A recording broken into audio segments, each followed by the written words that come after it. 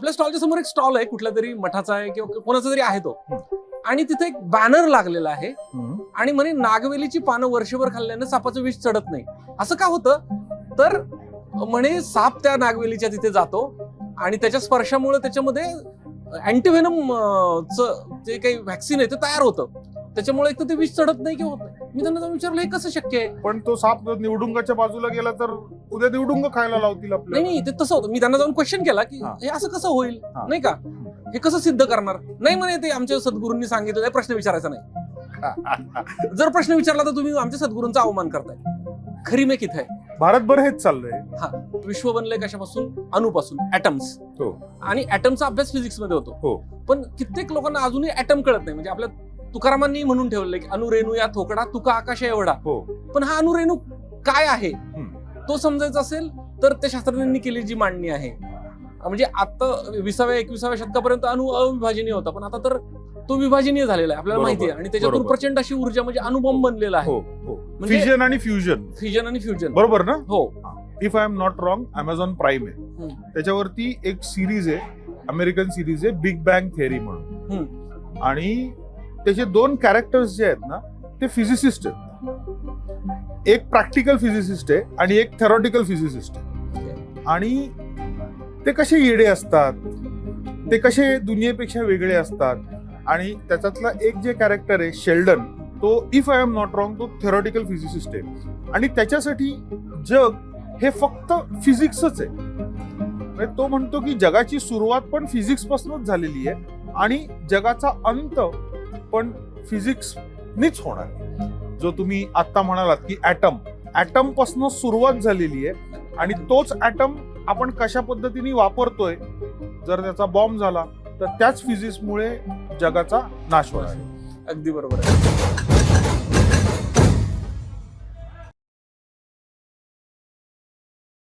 99व्या अखिल भारतीय साहित्य संमेलन सातारा इथे मी आधी पण बोललोय, अनेक लोक आपल्याला भेटत आहेत. 2 दिवसापूर्वी काय झालं माहितीये का, मी असा स्टुडिओ मधनं बाहेर पडत होतो आणि मला एक व्यक्ती दिसली. त्याच्या हातात एक पुस्तक होतं. पुस्तक माझ्या एका ना आवडत्या विषयाचं होतं. पण तो कव्हर जे होतं ना त्या पुस्तकाचं, बरं ते फिजिक्सचं पुस्तक होतं. हा, पुस्तकाचं कव्हर जेव्हा मी बघितलं ना तेव्हा त्यांनी मला अट्रॅक्ट केलं आणि मी त्या व्यक्तीशी संवाद साधू लागलो. भौतिकशास्त्र म्हणजे फिजिक्स मराठीमध्ये या संदर्भातलं हे पुस्तक आहे. आणि त्या पुस्तकाच्या मागची संकल्पना काय आहे, का निर्मिती झाली, त्याचा सेल किती होतोय, हे सांगायला आज या पुस्तकाचे प्रकाशक आपल्या बरोबर आहेत. त्यांचं नाव आहे चैतन्य काळे. चैतन्य साहेब, कसे आहात? मस्त. आणि सगळ्यात महत्वाचा, तुमचा मूड कसा आहे आज? एकदम फ्रेश. साहित्य संमेलन काय काय दिसतंय तुम्हाला आणि वेगळं काय दिसतंय साहित्य संमेलनात? उत्साह दिसतोय प्रचंड मोठ्या प्रमाणावर आणि लोक येत आहेत, पाहतायत आणि साहित्याचा मनमुराद आनंद घेताना दिसत आहेत. पुस्तकं खरेदी करतायत, वाचतायत. म्हणजे ही खूप आनंदाची गोष्ट आहे की लोक अजूनही पुस्तकांकडे येत आहेत आणि ती वाचतायत. हा खूप आनंद देणारी बाब ह्या साहित्य संमेलनाच्या माध्यमातून निदर्शनास आलेली आहे. आपला एक मित्र आहे इथे, तो ना रील्स करतो इंस्टाग्राम वरती. त्यांनी एक पुस्तक लिहिलंय. मला तो पुणा बुक फेस्टिवल मध्ये भेटला. त्याला विचारलं, तुला काय गरज पडली पुस्तक लिहायची आणि छापायची? तू तर रीलवर इंस्टाग्राम वरती तू फेमस आहेस. तर म्हणाला, दादा हे सगळं ना नश्वर आहे. पुस्तक एकमेव अशी गोष्ट आहे जी शाश्वत आहे. एक्झॅक्टली. आणि तुम्ही आज असा प्रयोग केलेला आहे जो पूर्णपणे नवीन आहे आणि या शाश्वत माध्यमातून तुम्ही तो केलेला आहे. याबद्दल सगळ्यात पहिलं तुमचं अभिनंदन. धन्यवाद. 2 दिवसापूर्वी हे पुस्तक प्रकाशित झालं आणि 150 कॉपीज तुम्ही म्हणताय की विकल्यात, त्याबद्दल तुमचं परत एकदा अभिनंदन. आपलं त्या दिवशी जे बोलणं झालं तर या पुस्तकामागची कॉन्सेप्ट तुम्ही मला समजवली, पण आपल्या प्रेक्षकांसाठी, आपल्या व्ह्युअर्ससाठी या पुस्तकामागची कॉन्सेप्ट काय आहे हे जरा आम्हाला समजावून सांगा ना. विज्ञानामध्ये एक असतं की हायपोथेसिस, त्याला मराठीत सिद्धांत म्हटलं जातं, आणि एक असतं फिलॉसॉफी, त्याच्या मागचं तत्वज्ञान. तर आपण नेहमी म्हणतो मराठीमध्ये की समाज हा विज्ञाननिष्ठ झाला पाहिजे, विज्ञानवादी झाला पाहिजे. बरोबर आहे. पण प्रॉब्लेम काय होतो की विज्ञानवादी होणं म्हणजे नेमकं काय, हा प्रश्न पडतो. म्हणजे विज्ञान नेमकं काय आहे, तर त्याचं उत्तर आपल्याला या पुस्तकामध्ये मिळतं. कारण मध्ययुगामध्ये ज्यावेळी रिनायसन्सची सुरुवात झाली, रेनेसान्स सुरुवात झाली, बरोबर, त्यावेळी ही पद्धत उदयास आली की कुठलंही तथ्य हे वैज्ञानिक कसोटीवर अगोदर तपासून बघायचं, त्या सायंटिफिक लेवलवरती त्याला टेस्ट करायचं आणि मगच ते ऍक्सेप्ट करायचं. तोपर्यंत त्याला मान्यता नाही. अगदी खरंय. आणि हे आईन्स्टाईनच्या बाबतीत पण खरं आहे. आईन्स्टाईनने असे काही सिद्धांत मांडले होते, जोपर्यंत ते सिद्ध झाले नाहीत तोपर्यंत त्याला मान्यता मिळाली नव्हती. म्हणजे आपण असं नाही म्हणू शकत आईन्स्टाईन एवढा मोठा शास्त्रज्ञ होता आणि त्याने मांडलंय म्हणजे ते असायलाच पाहिजे. E=mc² हे तो म्हणतोय म्हणून हे असलंच पाहिजे असं नाही, अजिबात नाही. ते त्या वैज्ञानिक कसोटीवर सिद्ध झालं पाहिजे, वेळोवेळी ते प्रूव्ह झालं पाहिजे. आणि त्याचे 4 स्टेप आहेत. त्याच्या स्टेपमध्ये सगळ्यात पहिली स्टेप आहे प्रश्न विचारणं, आस्क द क्वेश्चन्स. बरोबर. त्याच्यानंतर आहे ऑब्झर्वेशन, निरीक्षण. तिसरं आहे हायपोथेसिस. अँड सगळ्यात शेवटी आहे सिद्धांत म्हणजे थिअरी. आणि ह्या 4 टप्प्यामधून 4 कसोट्यांवर ज्यावेळी एखादी तत्व जातं त्यावेळी त्याला वैज्ञानिक मान्यता मिळते, अन्यथा नाही. मला गमतीची गोष्ट आता इथं साहित्य संमेलनामध्ये पाहायला मिळाली. मी जस्ट तुम्हाला सांगतो की आपल्या स्टॉलच्या समोर एक स्टॉल आहे, कुठल्या तरी मठाचा आहे किंवा कोणाचा तरी आहे तो, आणि तिथे एक बॅनर लागलेला आहे आणि म्हणे नागवेलीची पानं वर्षभर खाल्ल्यानं सापाचं विष चढत नाही. असं का होतं, तर म्हणे साप त्या नागवेलीच्या तिथे जातो आणि त्याच्या स्पर्शामुळे त्याच्यामध्ये अँटीव्हेनम जे काही व्हॅक्सिन आहे ते तयार होतं, त्याच्यामुळे एक तर ते विष चढत नाही किंवा होत नाही. मी त्यांना जाऊन विचारलं हे कसं शक्य आहे. पण तो साप निवडुंगाच्या बाजूला गेला तर उद्या निवडुंग खायला लावतील आपल्याला. नाही, ते तसं होतं. मी त्यांना जाऊन क्वेश्चन केला की हे असं कसं होईल, नाही का, हे कसं सिद्ध करणार. नाही म्हणे ते आमच्या सद्गुरूंनी सांगितलं, प्रश्न विचारायचा नाही. जर प्रश्न विचारला तर तुम्ही आमच्या सद्गुरूंचा अवमान करताय. खरी में किती आहे. भारतभर हेच चाललंय. Don't ask the question. आम्ही काय म्हणतो, म्हणजे आम्ही म्हणण्यापेक्षा विज्ञान काय म्हणतं की प्रश्न विचारा, आणि मग प्रश्न विचारल्यानंतर तुम्ही निरीक्षण करा, त्याचं हायपोथेसिस मांडा, आणि मग सिद्धांत, आणि मग ते प्रूव्ह होईल. बरोबर आहे. म्हणजे कुठलाही दावा तुमचा विज्ञानाच्या कसोटीवर खरा उतरला पाहिजे, वारंवार तो खरा उतरला पाहिजे, तरच ते होणार आहे. आणि हे या पुस्तकाचं तात्विक बैठक आहे की समाज विज्ञाननिष्ठ झाला पाहिजे.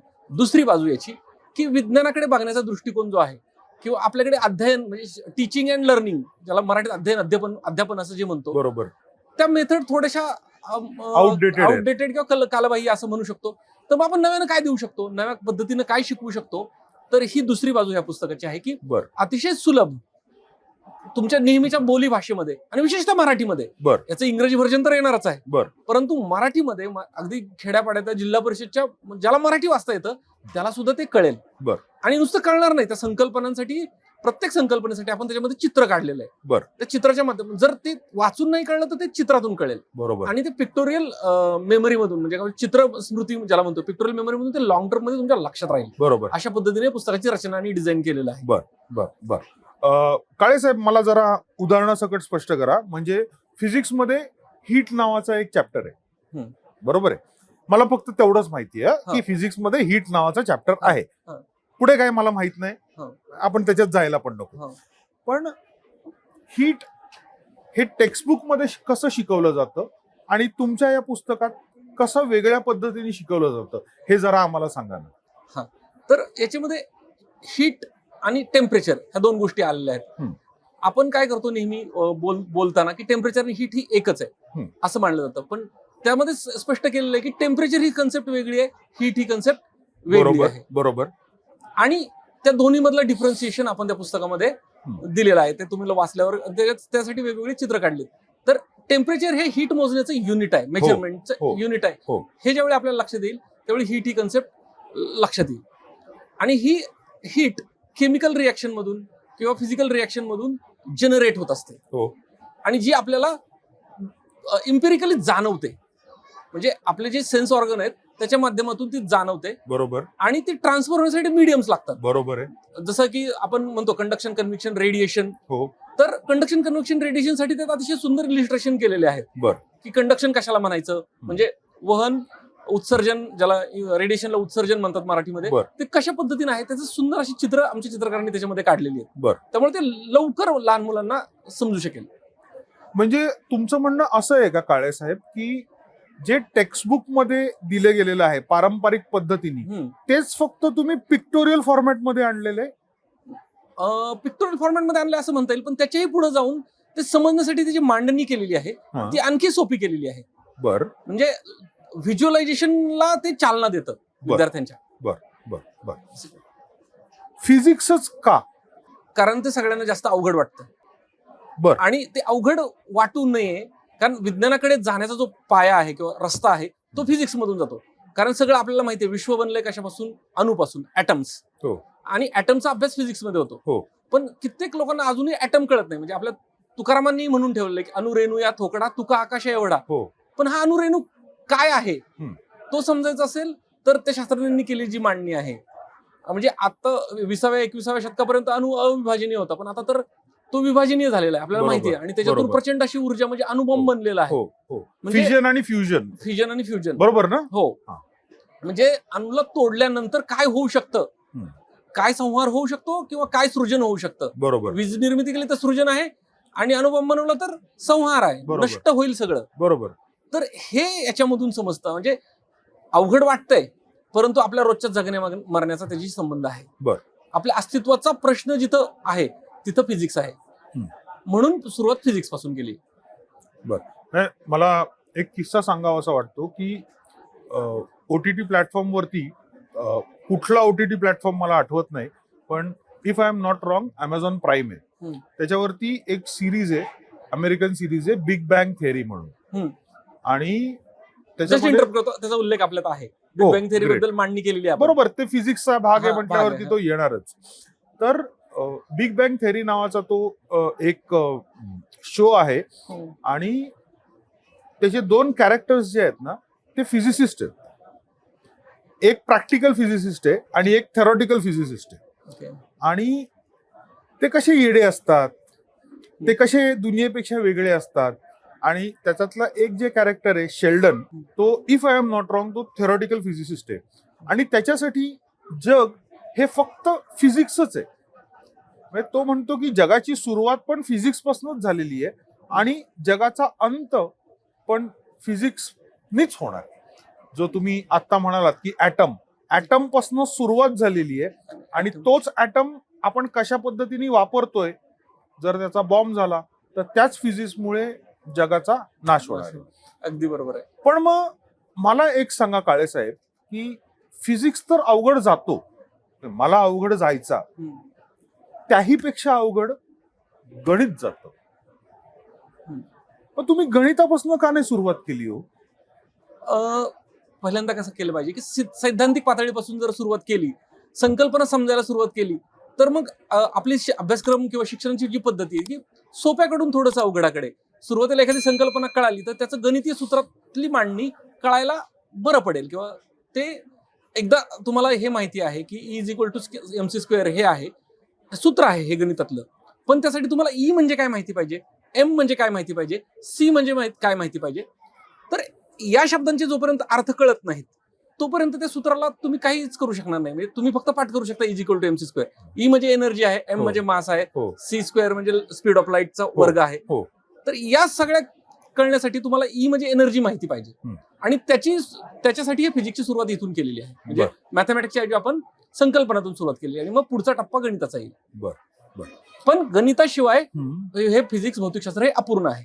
तुम्ही काहीतरी एक चित्र पण दिलंय, राजा राणीचं चित्र आहे, काय येते त्याच्यामध्ये सांगा ना. असं आहे की फिजिक्स जर शास्त्रांचा राजा आहे तर राणी त्याची मॅथमॅटिक्स आहे, तिच्याशिवाय फिजिक्स अपूर्ण आहे. बर. असं ते संकल्पचित्र आहे त्याच्यामध्ये. बर. आणि जर जसं फिजिक्स आलंय तसं केमिस्ट्री आणि बायोलॉजी पण. आणि पुढच्या टप्प्यामध्ये आपण जसं आपण आता हे पुस्तक गेलंय तसं केमिस्ट्री आणि बायोचं पण आपण आणतो आहोत लवकरच. आणि इंग्लिश मध्ये येतंय. हो, आणि इंग्लिश मध्ये पण आपण त्याला घेऊन येतोय. आणि जसं मी मगाशी बोललो 6वी ते 12वी पर्यंतच्या कॉन्सेप्ट सगळ्या ह्याच्यात आहेत, सगळ्या याच्यामध्ये आहेत. आणि ज्या लोकांचं काही बॅकलॉग राहिला असेल किंवा कन्सेप्ट राहिले असतील ते रिव्हिजनसाठी पण याचा वापर करू शकतात. बर किंवा नव्यानं शिकण्यासाठी तर खूप आनंदाचं आहे, परंतु असं वाटतं अरे आपण विज्ञान शिकायला पाहिजे होतं, आपल्याला ते येत नाहीये, तर या पुस्तकापासून सुरुवात केली तर ते खूप छान होईल. बर 2 दिवसात 150 कॉपी सेल कशा केल्या हो? त्याच्या दोन गोष्टी, प्रत्येकाला ते पुस्तक उघडून दाखवलं, त्याचे इलिस्ट्रेशन, चित्र, पहिल्यांदा तर चित्रांमुळे एखादी संकल्पना पटकन समजतीये, हे सगळ्यांसाठी काहीतरी नवीन होतं. आणि मग ते तो युरेकाचा जो अरे सापडला आपल्याला जे काहीतरी पाहिजे ना, ही भावना त्या लोकांच्या मध्ये होती. म्हणजे जे कोणी ज्यांनी कोणी प्रति खरेदी केल्या, शिवाय विज्ञानाचे शिक्षक आवर्जून या पुस्तकाकडे आलेले आहेत आणि त्यांनी ते पुस्तक आवर्जून घेतलेलं आहे, कारण त्यांनी ते पाहिलं, कारण स्वतः विज्ञान शिक्षक असल्यामुळे त्याचं मूल्य त्यांना कळालं की अरे हा, हे घ्यायलाच पाहिजे. म्हणजे आपले जे ग्राहक आहेत किंवा जे आपले पार्टनर म्हणू शकतो त्यांना, की मोस्टली विज्ञानाचे शिक्षक आहेत, त्यांनी हे पुस्तक घेतलेलं आहे. बर पण मी सांगू का, जर मला हे माझ्या विद्यार्थी दशेत मिळालं असतं ना, तर मी फिजिक्स मध्ये पास तरी झालो असतो. नाही, बहुतांशी लोकांची हीच भावना आहे, जे पाहतायत, की जर आम्हाला हे लहानपणी मिळालं असतं तर आम्हाला ते आणखी सोपं गेलं असतं किंवा आम्हाला ते मजा आली असते किंवा आम्ही सायन्स मध्ये करिअर केलं असतं, म्हणजे आर्ट्स कॉमर्स कडे जाता सायन्स कडे कदाचित गेलो असतो, म्हणजे सायन्स टाळलं नसतं. बरोबर. आता साहित्य संमेलनात हे पुस्तक अवेलेबल आहे, पण त्याच्या व्यतिरिक्त हे जर खरेदी करायचं असेल तर कसं खरेदी करायचं? पुण्यामध्ये के सागर पब्लिकेशन कडे हे अवेलेबल असेल, इथं साताऱ्यामध्ये बलशेटवार बुक्स सेलर म्हणून आहेत पोहे नाक्याला, त्यांच्याकडे असेल, आणि काही दिवसातच आपण ते ऑनलाईन प्लॅटफॉर्मवर जसं की अमेझॉन, फ्लिपकार्टवर पण त्याचे नोंद करणार आहोत. तो ऑनलाईन पण मिळून जाईल आणि आता सध्या पुणे आणि सातारा या 2 ठिकाणी, बाकी महाराष्ट्रभर आपण ते वेगवेगळ्या पद्धतीने डिस्ट्रीब्युशनच्या नेटवर्क मधून ते पोहोचवणार आहोत. बरं. आणि फिजिक्स, बायोलॉजी आणि मॅथमॅटिक्स कधीपर्यंत मी एक्सपेक्ट करू शकतो? पुढच्या 3 महिन्यामध्ये, मॅथमॅटिक्स नाही पण बायोलॉजी आणि केमिस्ट्री हे पुढच्या 3 महिन्यामध्ये आपण बाजारामध्ये आणतो. इंग्लिश सकट फिजिक्स येईल आणि मराठीमध्ये बायोलॉजी आणि केमिस्ट्री येईल. त्याला थोडं इंग्लिशला थोडासा आणखी वेळ लागेल. बर म्हणजे पुढच्या 4 महिन्यात 4 ते 6 महिन्यात सगळं इंग्रजीमध्ये आलेलं असेल. आणि हे पुस्तक म्हणजे असं नाही ना की या वर्षीसाठी आहे, पुढच्या वर्षीसाठी हे लागू पडणार नाही, असं नाहीये. एकदा तुम्ही पुस्तक घेतलं, तुम्ही 5-6 वर्ष तुमची एखादी कॉम्पिटिटिव्ह, जसं की नीट जेई सारख्या परीक्षांसाठी जो बेस तयार होणार आहे तो या पुस्तकांमुळे तयार होणार आहे. एमपीएससी, युपीएससी सगळ्या प्रकारच्या स्पर्धा परीक्षांसाठी हे पुस्तक उपयोगी होणार आहे. बर कारण याच्यातून कुठलाही फिजिक्सच्या प्रश्नांचं उत्तर मिळणार नाही असं नाही. सगळ्या प्रश्नांची फिजिक्सच्या, आणि विशेषतः प्रिव्हियस इयर जे क्वेश्चन येतात वेगवेगळ्या स्पर्धा परीक्षा, म्हणजे इन्क्लुडिंग नीट जेई, एमपीएससी असेल, युपीएससी असेल किंवा इतर सरळ सेवा भरतींच्या परीक्षा असतील, या सगळ्या परीक्षांसाठीचे जे प्रिव्हियस इयर क्वेश्चन आहेत ते याच्यामध्ये तुम्हाला रेफर करता येतील. त्यासाठी एक पीडीएफ आम्ही नंतर जारी करणारच आहोत, की जे प्रिव्हियस इयर क्वेश्चन पेपर आणि त्याचा रेफरन्स पान नंबर त्याच्यामध्ये असणार आहे, की आपल्या पुस्तकात कुठे त्याचं उत्तर मिळेल. बर तुम्ही शिक्षक का हो एवढं सगळं करणार आहे? हो, शिक्षक. तुमच्या खिशाला एकच पेन कसं आहे? शिक्षकाच्या खिशाला जनरली 2 पेन असतात ना. आता पॉडकास्टला आले त्यामुळे एकच लावून आलो. बर हरकत नाही.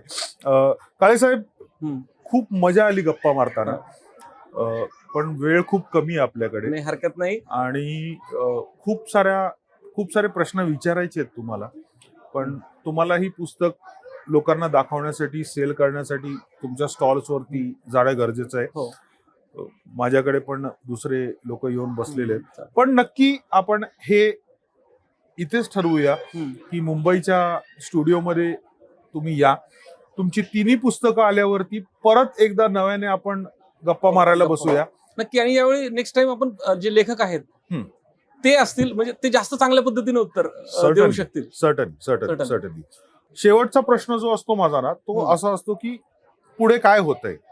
पण आता तो आपण ऑलरेडी कव्हर केलेला आहे की पुढे 2 अजून येत आहेत आणि इंग्लिश व्हर्जन पण येत आहे, आणि कुठेतरी या आपल्या गप्पांमध्ये मॅथ्स वरती पण तुम्ही विचार करताय असं म्हणालात. एनिविच वे, आपल्या पॉडकास्टचा जो सुरुवात झाली, गप्पांना आपण सुरू केलं ते माझ्या प्रश्नांनी सुरुवात केली की मूड कसा आहे म्हणून, पण आपण शेवट प्रश्नांनी करत नाही, शेवट आपण गोड करतो. आपण कुठे आहोत? अखिल भारतीय मराठी साहित्य संमेलन साताऱ्यात आहोत. सातारा म्हणजे काय? कंदीपेढे. तर आमचे ब्रँड पार्टनर आहेत.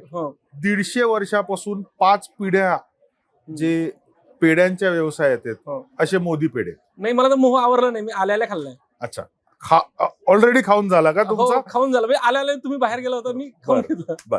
तर ते आपले ब्रँड पार्टनर्स आहेत, हा. त्यांनी आपल्याला टेस्टिंगसाठी काही दिलेलं आहे. त्या व्यतिरिक्त इथून जवळच ना एक रिटकवली नावाचं गाव आहे. ओके. तिथे फेमस त्यांचा चिवडा आहे. ओके. म्हणजे मला कळलं की हा चिवडा घ्यायचा, घरी ठेवायचा, कोणीही पाहुणे आले की कांदा टोमॅटो चिरायचा, त्याच्यावर टाकायचा की भेळ होते त्याची. मी काय ट्राय केलेला नाहीये, पण आपल्याला त्यांनी सॅम्पल म्हणून दिलेला आहे. अतिशय चविष्ट आहे, तोही तुम्ही ट्राय करा. ट्राय केलाय मी. अच्छा, तोही ट्राय केलाय. सुंदर आहे, म्हणजे दोन्ही मला खूप आवडले. बरं, आणि आपले तिसरे जे पार्टनर आहेत, हे दोन खाल्लं आपण की आपल्याला पाणी तर प्यायचंच आहे.